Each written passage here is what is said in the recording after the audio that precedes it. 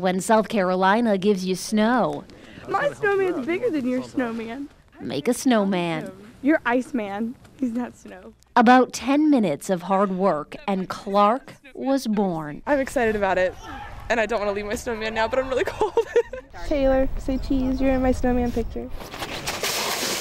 On Barnwell, some people having fun. We love the winter! Literally going down the road.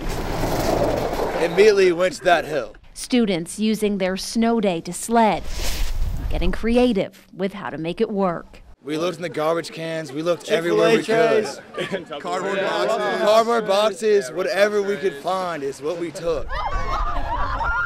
The cheers and encouragement make it seem like they've been friends forever. But some of them are just snow day buddies. And we were up the street, and then we came down here and joined them, and they've been lending their sleds and everything. We don't even know each other. Everybody's just out here having a good time. The snow can even pit friends against each other. There are no truces in snowball fights. Of course there are. I'll drop it if you drop it. But it's all in good spirits, because after all, snow days are rare here. And when South Carolina gives you snow, friends make memories.